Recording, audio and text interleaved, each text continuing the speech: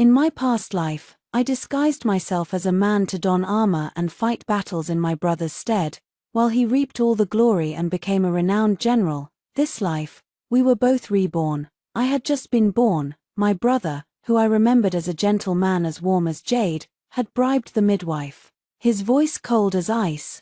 Throw her into the mass grave to feed the wolves. Go back and tell the head of the family that the second young lady was stillborn. Then he stared at my tiny face swaddled in cloth with a sinister glint in his eyes. You deserve to die the most. How dare you kill Gigi? The mass grave was shrouded in ink-black night, a bone-chilling wind cutting through the air. A foul stench of rotting corpses and fresh blood assaulted the nostrils, sickening to the core. My brother's voice, filled with unbridled hatred, echoed in my ears. Rui, you are utterly damned. You killed Gigi, you must pay with your life.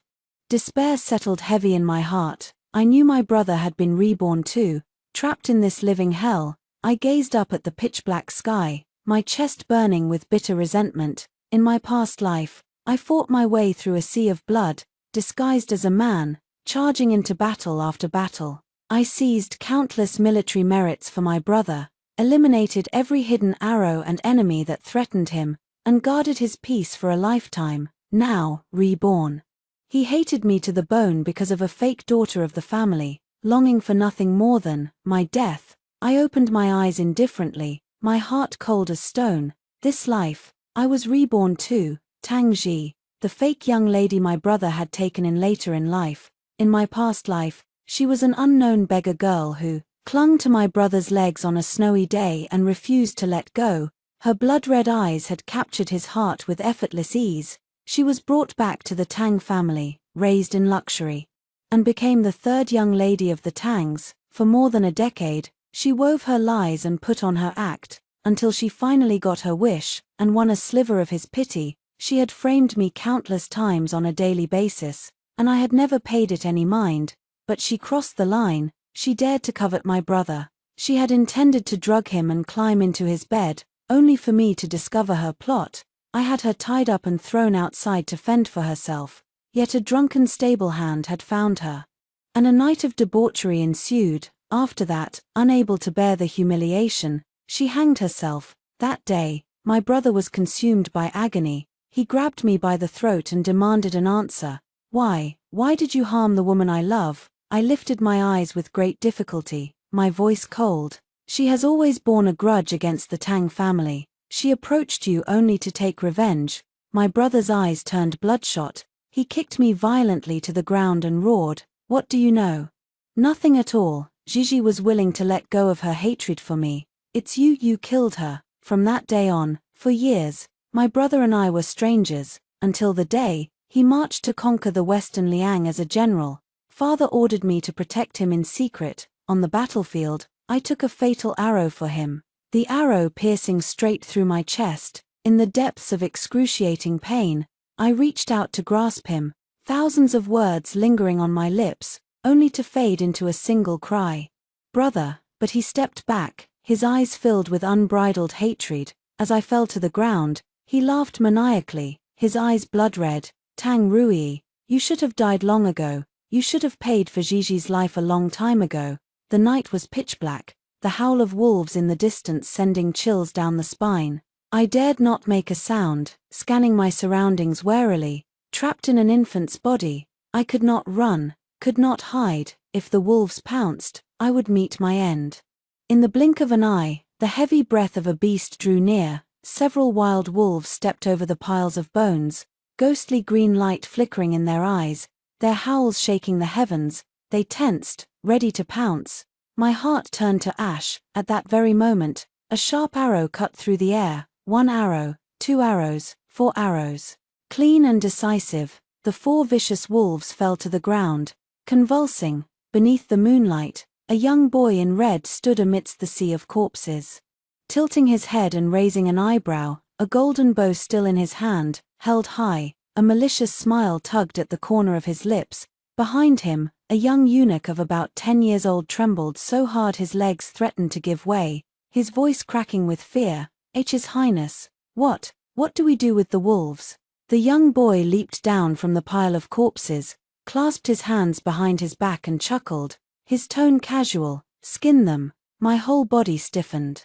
A violent shiver racking my frame. The wolves were not yet dead, whimpering in agony. This young prince in red was no more than 5 or 6 years old, an age as innocent as a child's doll, yet he spoke of skinning animals as casually as breathing, a childish face paired with such cold cruelty. It was utterly terrifying. I pondered silently, wondering which prince this could be. In the 8th year of Zhanning, the court had always valued literature over martial arts. Few among the imperial heirs were skilled in archery and horseback riding. The young eunuch's legs turned to jelly, too frightened to step forward. The young prince then drew a short dagger from his boot and tossed it to him at random. Skin them, hurry. With that, he hopped over to me. My heart tightened, and I immediately closed my eyes and played dead. A living child. Cold fingers tapped my cheek, scaring me into opening my eyes abruptly. I stared straight into a pair of pitch-black, bright eyes, sharp and wild like a young wolf's. Warm. She's alive. He stared at me for a few seconds, then a bright, evil smile curled at his lips. Be my sister, will you? 1 second, 2 seconds, 3 seconds. If you don't answer, I'll skin you with them. Me. As soon as the young prince's words left his mouth, the young eunuch scrambled to my side in a panic, stammering an explanation. Your Highness, she can't even speak yet. I blinked, looking up at him. The young prince's lips split into a reckless grin. I know, I'm just teasing her. This little one's got guts. She didn't cry. I like her. The young eunuch wiped the sweat from his brow, muttering to himself, or maybe she's just too young to understand you're threatening her. The young prince's ear twitched, ignoring him. He pointed a finger at the wolf still convulsing on the ground. What's taking so long? The young eunuch's legs buckled at once. He dropped to his knees with a thud and kowtowed frantically. Spare me, Your Highness, I don't know how to skin animals. Please spare me. Oh, the young prince took the dagger back, his tone eerily calm. You're really stupid. Then, watch carefully, learn. He squatted down calmly, his movements clean and precise, and in a few quick strokes, skinned one wolf completely bare. He picked up a freshly skinned wolf pelt from the ground at random, still dripping with blood, and tossed it to the eunuch. Wrap her in this. Take her back to the palace. The young eunuch's hands and feet shook violently, as he wrapped the blood-soaked wolf pelt around me, complaining under his breath, what kind of fate is this?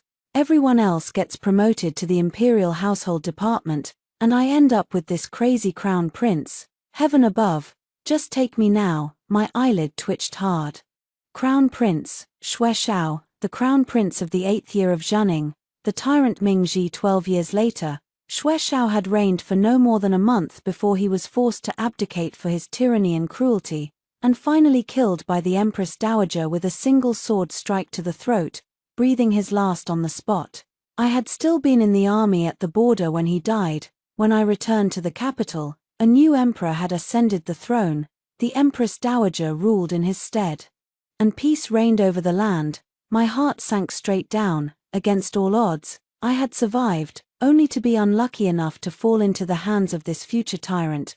That night, the cold wind cut to the bone, and I had been so badly frightened at the mass grave that I fell gravely ill. Xue Xiao sent for a physician, and by some miracle, I clung to life once more. After that, I was left weak and listless, so Crown Prince Xue Xiao had no choice but to place me in an ancient temple outside the city. He came to visit me in person every month, bringing medicine and food. He was nothing like the rumors painted him: debauched, violent, and cruel. He took care of me in every detail, even inviting master warriors and scholars to teach me the art of war, literature, and martial arts to strengthen my body. As he combed my hair, he would say, you, in a troubled world, the more you learn, the better you can protect yourself. I practiced diligently, secretly regaining the combat strength I had in my past life. In both lives, I was decisive in killing and fighting, able to slay a top martial artist with a single strike within 10 zhong. Every time he came to see me, he would measure my height, his tone gentle. Little Yua, you've grown taller again. In a little while, you'll be as tall as your brother. 15 years passed. A high monk from the mountain sent a messenger down to deliver a letter. saying I had fully recovered. Xue Xiao sent a reply, "This prince will come to fetch her in person." At 20, Xue Xiao stood tall and straight, his features unparalleled in beauty. Though he had the bearing of a man of noble character and pure heart, he favored wearing bright red from head to toe, a golden fan in his hand, bold and unbridled. The people in the streets all said this crown prince had a surly temper and unfathomable thoughts, and though young, his hands were stained with blood and cruelty. The right faction led by the prime minister once presented him with a horde of beautiful concubines, yet overnight, all the beauties died a violent death, their corpses burned to ashes, and the gates of the mansions of those who had presented them were splattered with black dog's blood, with words written in bright red blood, "Return my life." All those involved dared not leave their homes for a full 7 days before venturing onto the streets again.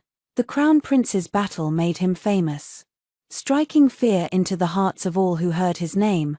But to me, Crown Prince Xue Xiao was my savior, my brother, the young eunuch who had trembled so hard all those years ago. Jirong, still followed by his side, when he saw me, he bowed respectfully and said, "Welcome back to the mansion, Princess Yu."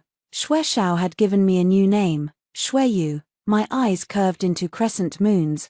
The black prayer beads twined around Xue Xiao's fingers coiled and uncoiled. At the sight of me, he opened his arms and smiled recklessly. "Little Yua, come here." In the carriage on the way back to the capital, Xue Xiao reclined on a soft couch, looking at me, his tone lazy. "Little Yua, after returning to the capital, is there anything you want to do?" I pushed aside the curtain and gazed at the winding mountain road, smiling brightly like an innocent young girl. "Of course there is. I want to eat all the delicious food in the capital with Crown Prince brother, listen to operas, watch dances, ride horses, drink wine." Xue Xiao raised his sleeve and tapped my forehead lightly with one finger. Such a young thing, and already thinking about drinking wine. I covered my forehead, feigning grievance. "It hurts. Crown Prince brother, you're an adult, yet you still bully a child." Xue Xiao burst into loud laughter. I turned my head, rubbing my fair, tender forehead, while my eyes turned ice-cold in an instant. 15 years had passed.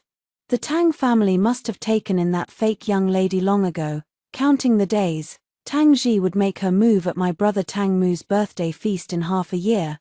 This time, the rise and fall of the Tang family would rest entirely on my brother's whim, and I would only watch from the sidelines. The unassuming carriage traveled all the way into the capital, a city still bustling with prosperity and noise, sugar figure peddlers, steamed bun shops, tea stalls by the street. Crowds swarmed everywhere.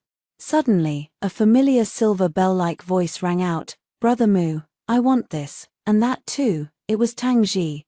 I pushed open the carriage window. Tang Ji, dressed in a pink silk skirt, was clinging to Tang Mu's arm and acting coquettishly. Tang Mu wore a black brocade robe, a soft smile on his brows and eyes. Yet a bandage was wrapped around his left arm, injured. Xue Xiao caught sight of my intense gaze and smiled.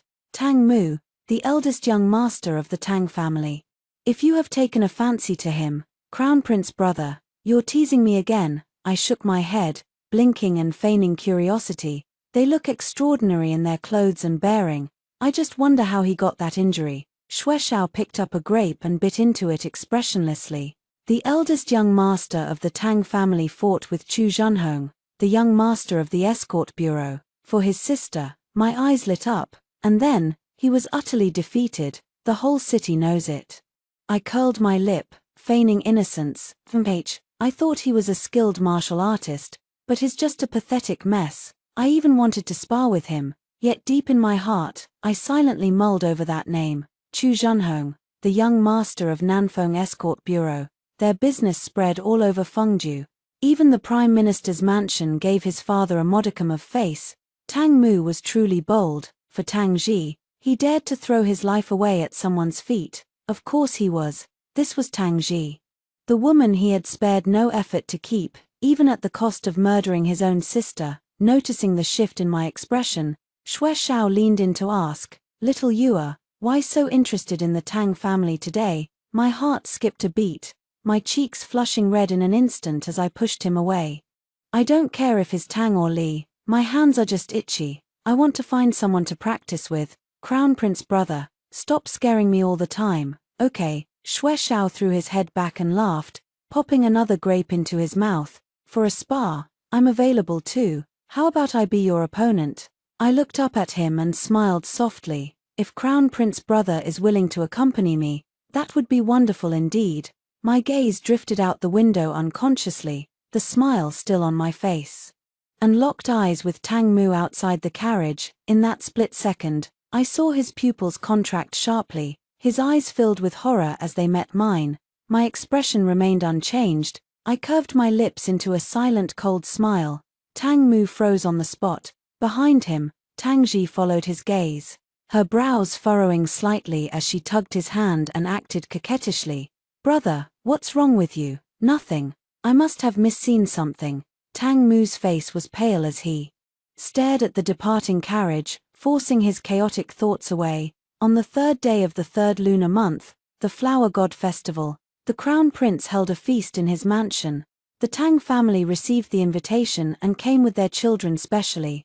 Tang Ji was dressed to the nines, and the madam of the Tang family held her hand, secretly introducing her to the young masters of various noble clans. Unfortunately, Tang Ji's beautiful eyes only lingered on Tang Mu. A single glance between them, and both their cheeks flushed red. The madams left first to take their seats in the front hall. I preferred plain clothes, not silk and satin. I smiled faintly and went to greet the young ladies of noble families.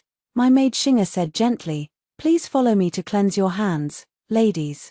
I stood in the corridor, wearing a veil, and made a gesture. "After you." A wind blew through the long corridor, lifting half my veil. Someone at the men's table spotted me first, and whispers immediately broke out. "Which family's young lady is that? She's breathtaking even with only half her face showing. From her attire, she's clearly not favored, probably a concubine's daughter from some clan."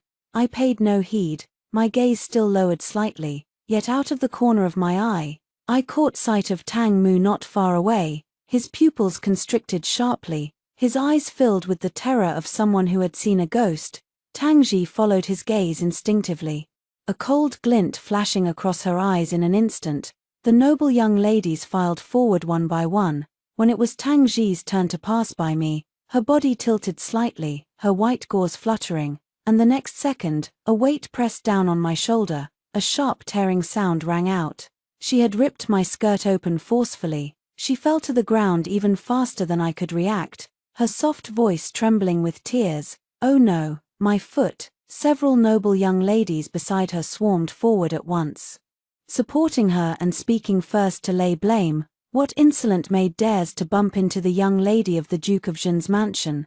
Do you have the guts of a bear and the courage of a leopard?" I stood quietly in place, my cold gaze falling on Tang Ji's deathly pale fingers. Her clumsy pretense was laughably obvious.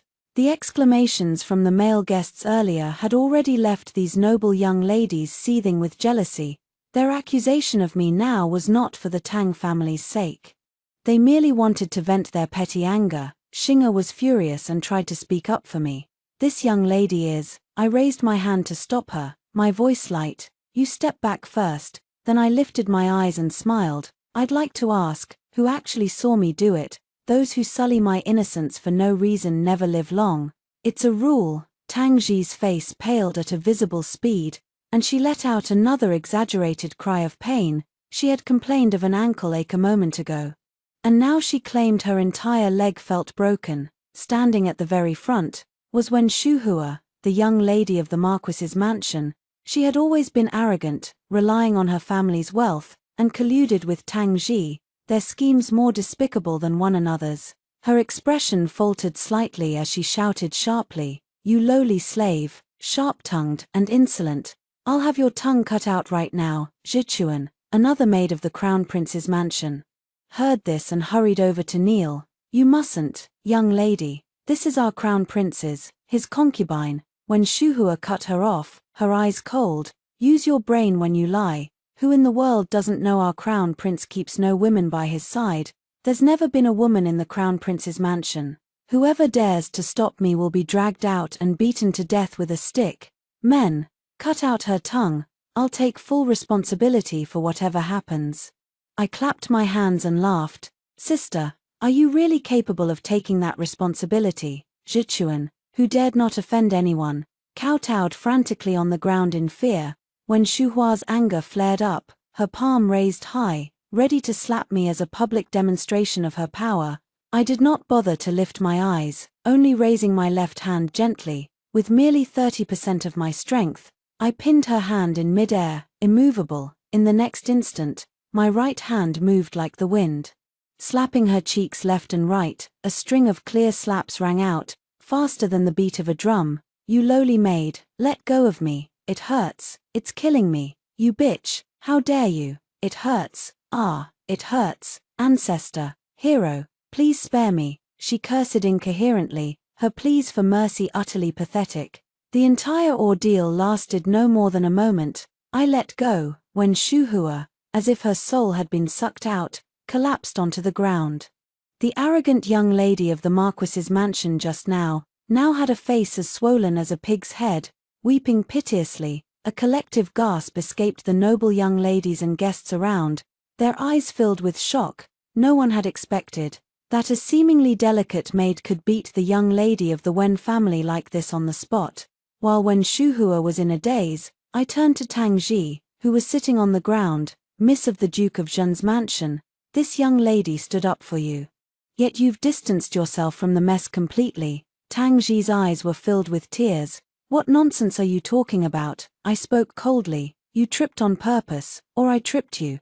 The two of us know the truth perfectly well. However, I dusted off my sleeves and stepped forward, and the noble young ladies, holding hands, stepped back in fright. Since everyone thinks you got hurt because of me, I can't let myself be wronged for nothing.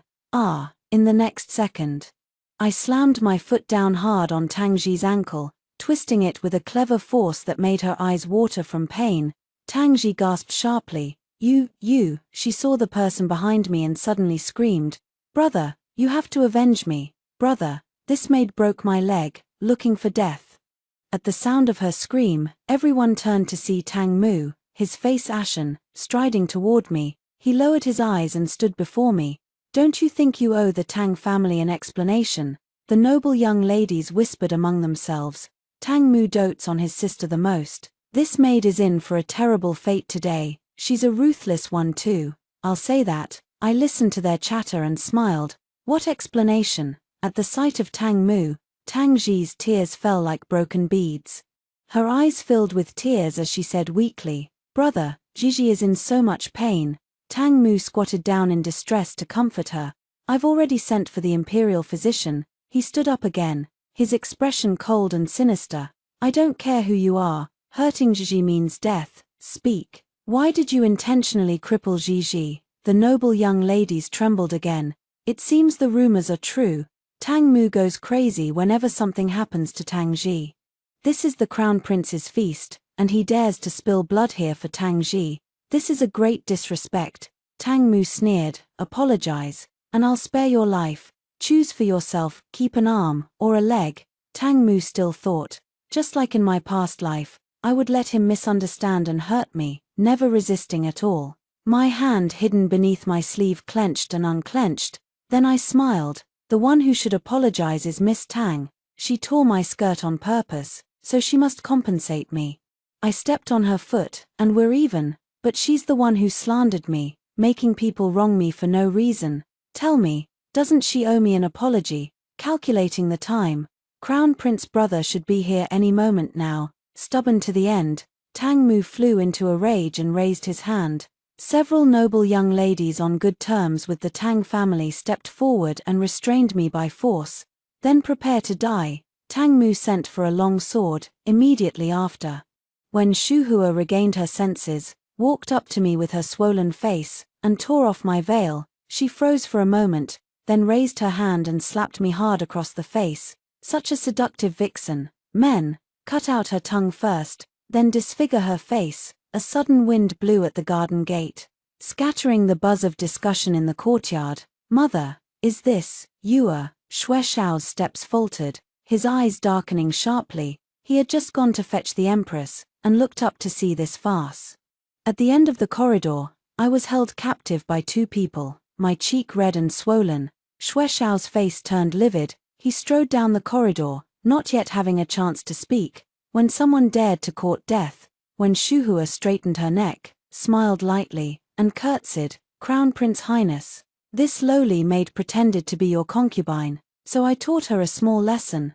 Please do not blame me." Her words died on her lips. "Get lost." Xue Xiao merely raised his hand coldly, and the powerful gust of wind from his sleeve sent Wen Shuhua flying backward like a broken kite. The entire courtyard fell deathly silent. Xue Xiao's eyes were as dark as an abyss as he strode over. The several noble young ladies restraining me met his gaze for a single second and trembled so hard they let go. I curved my lips into a silent smile. In the next instant, I was pulled tightly into his arms. Who dared to lay a hand on her? His voice was deep and cold, filled with destructive danger.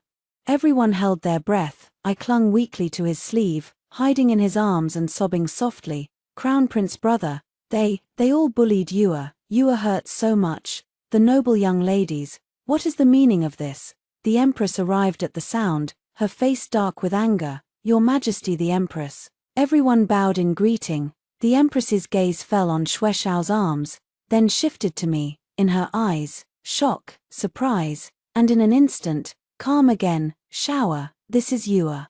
Xue Xiao helped me to my feet, and I bowed my head in salute. "Greetings, Your Majesty the Empress." The Empress smiled. "She looks just like her, truly just like her. Come, stand by my side." In my past life, I had attended countless palace banquets, never once having the honor of gaining the Empress's favor. The closest I had ever been to her was passing by her palanquin in the imperial garden. Xue Xiao gestured for me to go forward. The Empress took my hand, her tone warm and intimate. "Who bullied you? Tell mother." This Empress was quite amusing, claiming me as her daughter the moment she saw me. I did not hesitate, laughing aloud. "Everyone," a light, careless sentence, and everyone present fell to their knees in terror. When Shuhua knelt, Tang Ji knelt. Tang Mu froze for a few seconds, then scrambled to his knees. I held the Empress's jade-like hand, borrowing her authority, my eyes bright. They did not know my identity, so they slighted me. "But mother, I do not wish to hold it against them. An apology will suffice. After all, today is the Flower God Festival, and business comes first." At the sound of my mother, Tang Mu kowtowed repeatedly in fear. "We did not know she was the princess. We beg Your Majesty the Empress to punish us." The Empress looked at me with kind eyes. You are still so kind-hearted. Very well, I will do as you say. If the princess says to let it go, then it is let go." She lowered her gaze to those kneeling, her voice displeased. "Is that the Wen girl kneeling there? What happened to your face?" When Shuhua kowtowed frantically on the spot, "It was the servant girl's clumsiness. I fell. My face is injured and I have frightened Your Majesty. Please forgive me." Then, the noble young ladies, along with Tang Mu, bowed to me in unison and apologized. "Your Highness the Princess, please forgive us." I waved my hand. "It is nothing." The Empress held my hand, reluctant to let go. "Wait a minute. My sister says to let you off, but I have not agreed." Zhichuan stood respectfully behind Xue Xiao, silent. Surely, she had told him the whole story. Xue Xiao tore his gaze away from me, slowly lifted his eyes, and pointed at Wen Shuhua. "Earlier, was it you who shouted about cutting out Yua's tongue?" Wen Shuhua stumbled back in fear, her calves trembling violently. She opened her mouth to defend herself. In the next instant, no one saw his movement clearly. Only Xue Xiao's fingertips touching 2 points on the side of her neck. When Shuhua's throat tightened, and half her tongue lolled out uncontrollably, a cold glint of the short dagger flashed, swift and clean as cutting a flower petal. A crisp sound as the tongue fell. Blood splattered her skirt. Silence, deathly silence. When Shuhua's tongue was cut off, only I in the entire courtyard saw it clearly. In that brief moment, Xue Xiao's figure moved like a ghost, in the eyes of everyone else. Only blood and terror remained. He calmly wiped his fingertips with a white handkerchief, dragged her down, sent her back to the Marquis's mansion. After speaking, as if suddenly remembering something, he swept his gaze across the crowd. Anyone else? Tang Ji. Tang Ji was already scared out of her wits, her forehead bright red from kowtowing on the ground. Tang Mu threw himself in front of her, barely keeping his wits about him. "Your Highness the Crown Prince, I beg to take my sister's punishment in her stead." I shot Xue Xiao a look. The Empress had never approved of the Crown Prince's tyranny and killings. He should not displease her in public for my sake. Xue Xiao said coldly, "I somewhat admire your love for your sister. I will spare you this once." When the Empress looked at Xue Xiao, her face was terrifyingly dark. The atmosphere of the entire feast plummeted to freezing point. After that day, the young lady of the Wen family was carried back to her mansion, her voice forever lost. The young lady of the Tang family was forced to return home, daring not show her face in public ever again. As for Tang Mu, he drank alone at the feast, as miserable as a stray dog. Those snobbish dandies snickered at each other.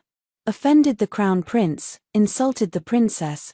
Master Tang won't live long. In my past life, I had taken Tang Mu's name, won the title of general for him, fought battles in his stead. Now, he was willing to stay in the mansion, protecting Tang Ji for a lifetime of peace. The Tang family had declined in his generation. Tang Mu, with no merits or fame to his name, was in the eyes of others nothing more than a dandy hiding behind the old Duke of Zhen's reputation. The feast dispersed. After applying medicine to my wounds, I carried a jar of strong wine and drank alone in the pavilion. The spicy liquid burned my throat, sending a restlessness through my whole body. The brothers who had fought with me through life and death back then, though not blood relatives, they were the kind of people I could truly trust with my back. Now, in the capital, there was no one I could trust anymore. I should have known better. In this world, no one is kind to you for no reason.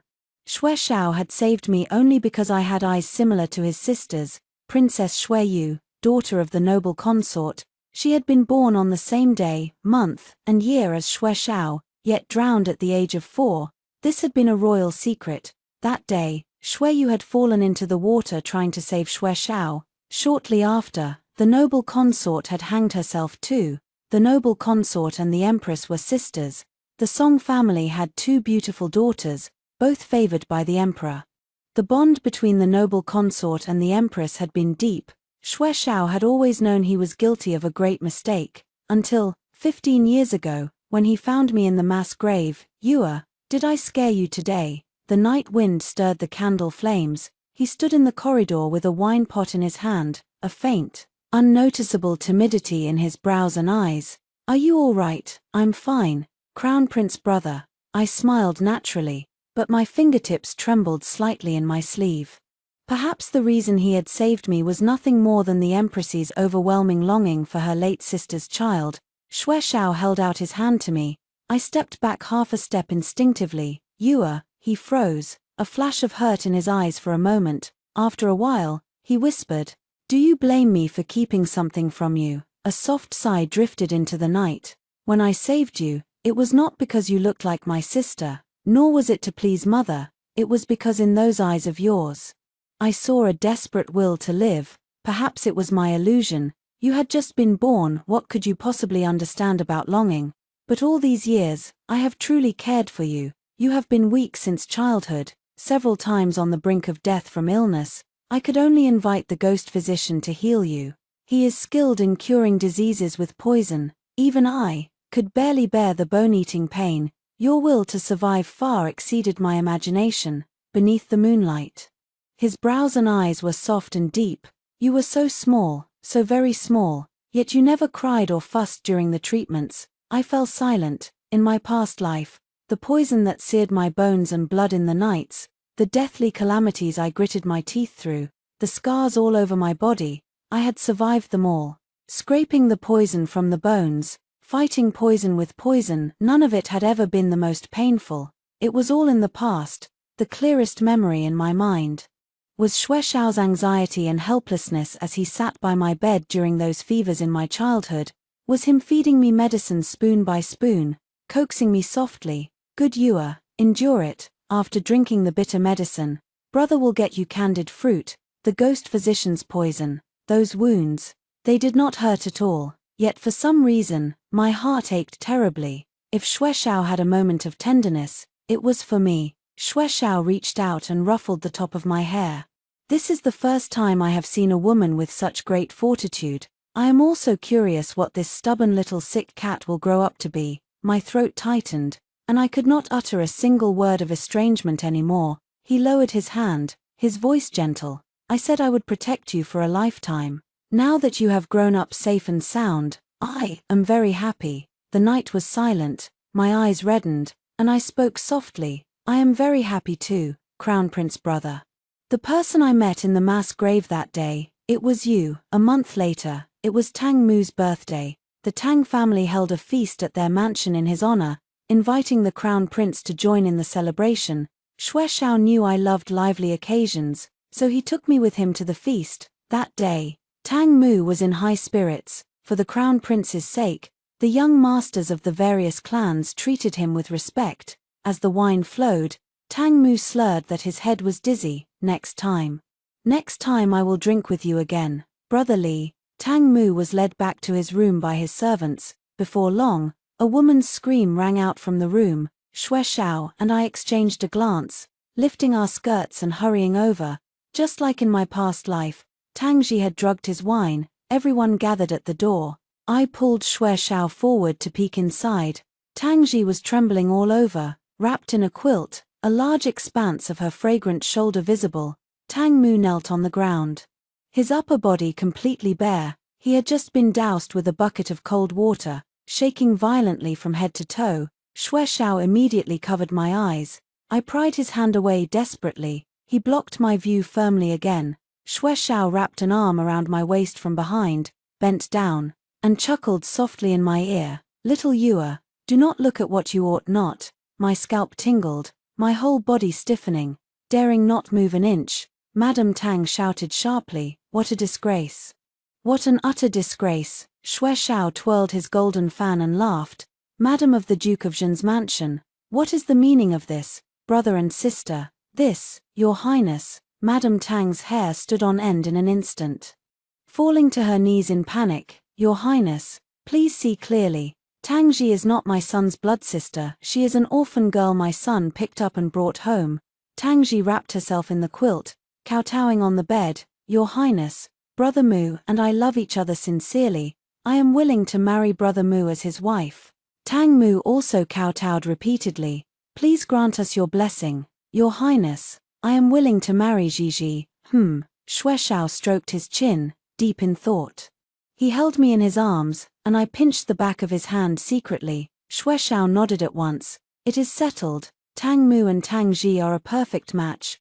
They shall be married on a chosen date. Leaving the Tang mansion, we boarded the carriage back to the palace. Xue Xiao lay on the soft couch and laughed. The little cat I picked up has grown up, and now she knows how to hurt people. I pouted, unconvinced. It was I who had leaked the news that the Crown Prince would be visiting the Tang mansion. It was I who had found a way to call those young masters over for the confrontation. The Tang family could never hide this matter. I had fanned the flames, intentionally pushing for this outcome. Can you tell brother why you did this? I rested my chin in my hand, kneeling in front of the couch, picking up a candied fruit and popping it into my mouth. What else? I am just kind-hearted. I cannot bear to see lovers denied a happy ending. They love each other deeply. With all their hearts and souls, of course I had to make it happen. I knew he was reborn. He could have foreseen all of this. Tang Ji would drug the wine. He would do something scandalous. He would be condemned by all, subject to endless criticism. Yet he had allowed Tang Ji's scheme to unfold. In his heart, he must have wanted to marry her all along. In my past life, this very incident had made Tang Mu hate me to the bone. Now, reborn, I had fanned the flames. I wanted to see for myself.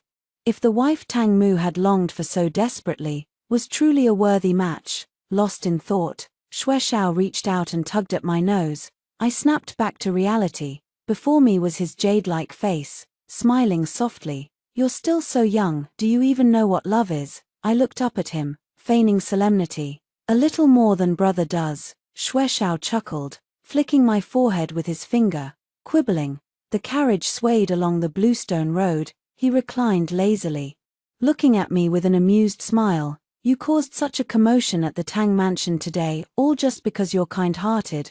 I continued eating the candied fruit, my voice sweet and sticky. Exactly. I can't bear to see lovers torn apart. Doesn't brother think their passionate love is touching? Xue Xiao's piercing gaze, which saw straight into people's hearts, fell on my face. He did not press further, only reaching out to tuck a stray lock of hair from my forehead behind my ear. If this is what you want, I will make it happen for you. However, Xue Xiao raised an eyebrow. Your courage is growing bolder and bolder. There are boundaries between men and women. Do not be curious about what you ought not see.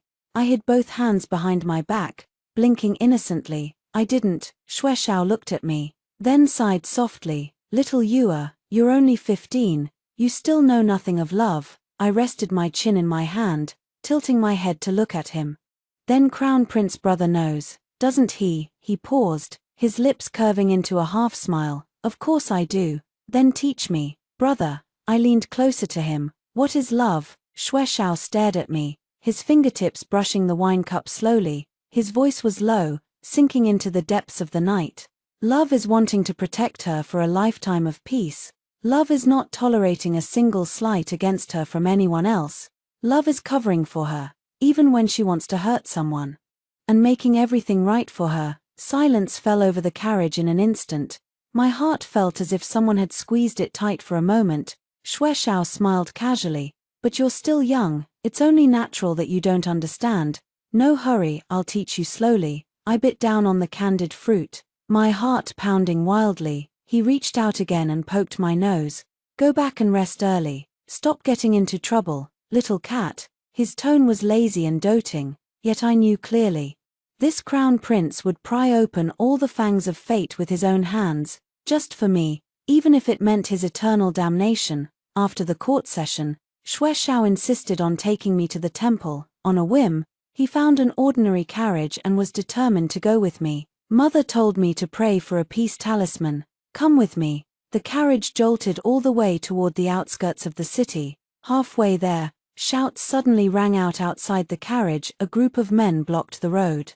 They were bandits. The thieves brandished their weapons, demanding money and valuables. Xue Xiao sighed softly, ordering the coachman in a cold voice. Yunsheng. The carriage stopped. The unremarkable coachman leaped out in an instant, subduing the bandits in a few swift moves. I lifted my skirt and stepped down from the carriage, only to hear the leader snort coldly and spit on the ground. Damn bad luck. My heart skipped a beat violently. I knew this bandit. I had seen him before, in my past life. When the Tang family met with disaster and Tang Ji hanged herself, father flew into a rage at my ruthless methods, and punished me severely with 50 heavy strokes of the rod. Brother stormed out of the house in anger, and mother sent me to find him. That day, mother grabbed my collar and shouted sharply, "It's all your fault for being stubborn. You killed Ji and drove your brother away. Tang Rui, go bring your brother back, otherwise, you will pay with your life." I dragged my injured body and searched outside for a whole day and night. A high fever overtook me, and I collapsed by the roadside, unable to hold on any longer. When I woke up, several burly men with knives had tied me up and were dragging me roughly across the ground. They shouted, "We hit the jackpot today." Then, an ordinary carriage passed by, and saved me. The coachman wore a straw hat, hiding his face, yet his movements were quick and precise. The wound on my back throbbed painfully. The master of the carriage tossed down a jar of ointment. The coachman fed a life-saving pill into my mouth, whispering, "Miss, my master says to tell you, live well." I was delirious with fever, unable to see the master's face clearly. I only remembered, I turned back instinctively. Everything was exactly as it had been in my past life. The black jade archer ring on Xue Xiao's hand, the ordinary carriage, the coachman with the straw hat, and, the same time, the same place. So that was it. So in my past life, I and this crown prince Xue Xiao had once had such a fateful encounter. I let out a bitter laugh. In both lives, I owed him far too much, more than I could ever repay. I stared at Xue Xiao in the carriage. His eyes closed in rest. The coachman spoke respectfully. "Your Highness, what shall we do with them?" He opened his lips slowly, his voice cold and sharp. "Kill them." My heart was calm, no ripples at all. In my past life, I had barely escaped with my life. The next day, I had raided the bandits' den and wiped them out. These men were nothing but small fry. Their stronghold had burned and plundered neighboring villages, and even trafficked innocent young girls. They deserved to die. Thinking carefully. All these years, Xue Xiao had seemingly killed innocent people without mercy. Yet in truth, every person he had killed had been guilty of heinous crimes and deserved their fate. As for those beautiful women who had been sent to his mansion, they were all innocent girls who had been forced into prostitution. Xue Xiao had secretly sent them to the southern border overnight, faking their deaths to fool the world. Why would he bear such a notorious reputation, becoming a villain feared by all? I lifted my skirt and rushed into the carriage without hesitation, throwing myself into Xue Xiao's arms. His eyes fluttered open slightly, and he caught me naturally, holding me tight in his arms, his voice gentle. "What's wrong? Are you scared?" I shook my head, hugging him tightly. Heaven let me be reborn. Surely for this very moment, for me to save him. Tang Mu's wedding day was set for the 8th day of the 4th lunar month, an auspicious day. I did not go to the ceremony. He had married the woman he loved, and naturally, he did not wish to see me again. Tangji had secretly bought more than a dozen oil barrels and smuggled them into the mansion by water. On the night the wedding rites were completed, more than 30 members of the Tang clan, all perished in the raging fire. Tangji had ignited the gunpowder barrels, and fled in the chaos, only to be caught by me on the spot. I ordered my men to take her to the Dali temple. Only Tang Mu had a narrow escape. He had gotten drunk and fallen asleep in a pavilion, and was rescued by government officials, an expected ending. No matter how many times I had warned him in my past life, Tang Mu had never believed me. He had only believed that Tangji loved him, that she was willing to let go of her hatred for him. I saw Tang Mu again on the bustling street. The bride had set the fire, and more than 30 members of the Duke of Zhen's mansion had burned to death. The emperor was furious. Upon investigation, it was discovered that Tangji was actually the orphan of young Xianling, a convicted minister from 7 years prior. The case of the Yang family's downfall had been personally tried by my father. By the emperor's order, she had hated the Tang family to the bone, hiding her identity for many years. For no other reason than to repay blood with blood, Tangji was sentenced to be beheaded in the autumn. Tang Mu was a broken man, stumbling down the street like a walking corpse. I drove the carriage and blocked his way. He looked up blankly, murmuring to himself, "I was wrong, Rui. I should never have brought Tangji home, Rui. I killed father and mother, and I also killed you." I lowered my eyes, pretending not to know him, and said in a cold voice, "Master Tang, what are you talking about? Who is Rui?" He followed me all the way to the Crown Prince's mansion, until Xue Xiao walked out to welcome me home. Tang Mu suddenly snatched a sword from the guard at the gate. Shouting sharply, "Your Highness the Crown Prince, please treat Rui well." A flash of blood, Tang Mu fell to the ground. He had committed suicide at the gate of the Crown Prince's mansion. A storm raged in my heart. Xue Xiao rushed over, covering my eyes with his hands, holding my ice-cold hand, shielding me. "Don't be scared. Don't be scared, I'm here." I was so frightened that I fell gravely ill with a high fever. Xue Xiao stopped attending the early court sessions, staying by my bed every day, feeding me medicine and wiping my sweat. I called his name in my dreams. He held my hand tightly, whispering, I'm here. I'm not leaving you." The Empress sent a female official to inquire about my condition. Xue Xiao flew into a rage, smashing a screen to pieces, and shouted sharply, "Go tell your mistress. I have no idea why Tang Mu killed himself at my gate. If the Dali temple wants to hold someone accountable, let them. Say I killed him. I have killed countless people, what's one more?" I clutched his hand tightly, tears streaming down my face in my sleep.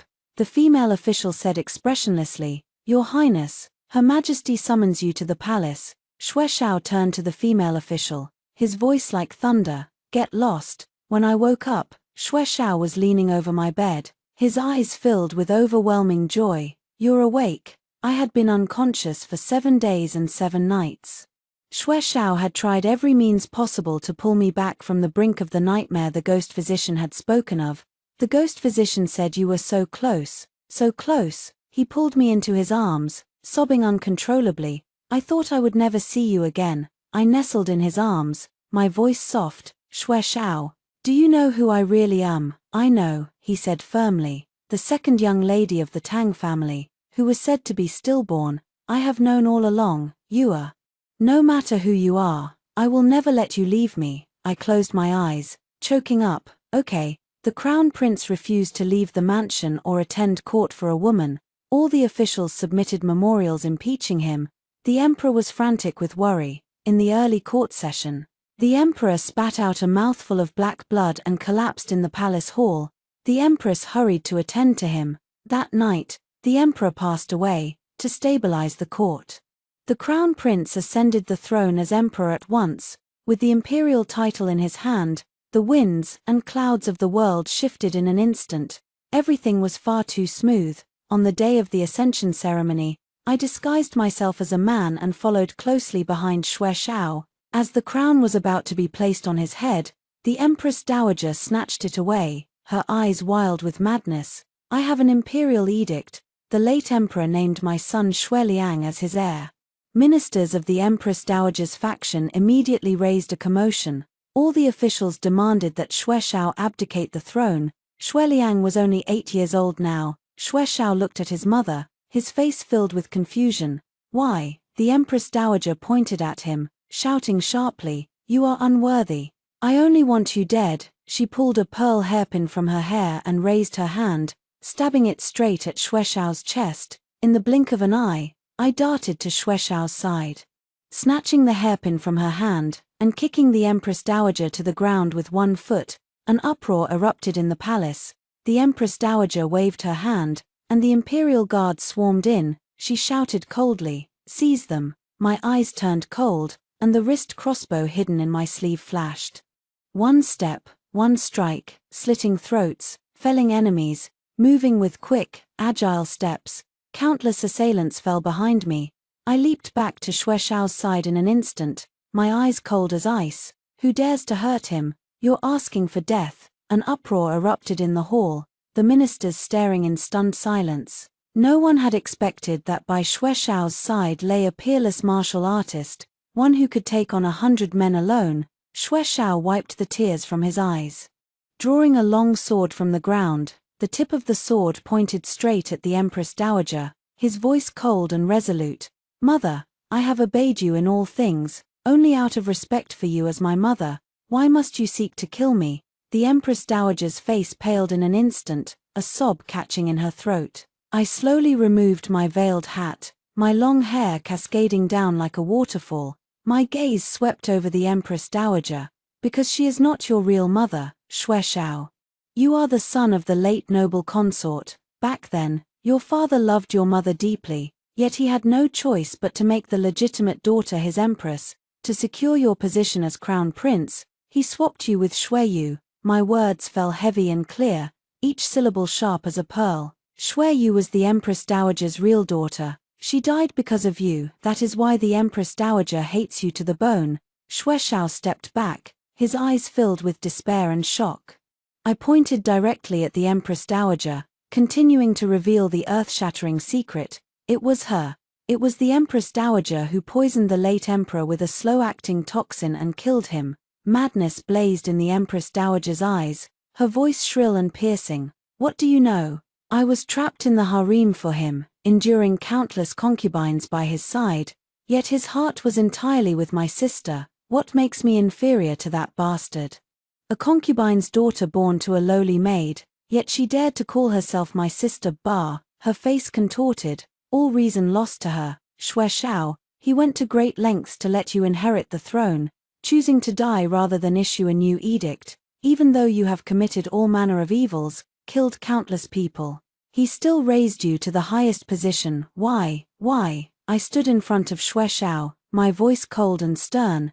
"Xue Xiao has never committed any evil deeds. Every person he killed deserved their fate." A flicker of emotion crossed Xue Xiao's eyes. I continued, "You merely took advantage of Xue Xiao's affection for you. He is a master of strategy, planning every step carefully. Do you think he did not know you would try to harm him today? He was only gambling. Gambling that the mother who raised him still cared for him a little." that she would not truly raise a hand against him. In my past life, he had been consumed by despair.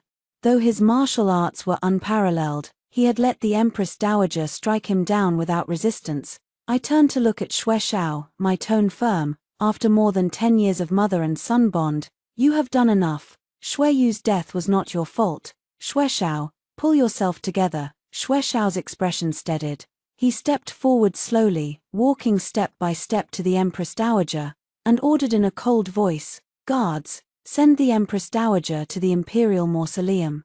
She shall never leave for the rest of her life." In the end, Xue Xiao voluntarily abdicated the throne, passing it to Xue Liang. The auxiliary ministers and the Prince Regent were all Xue Xiao's close confidants, tasked with assisting the new emperor. From then on, the court was in perfect order, and peace reigned over the land. He took me to travel the 4 corners of the world, turning his back on the affairs of the court, cherishing only our little world of 2.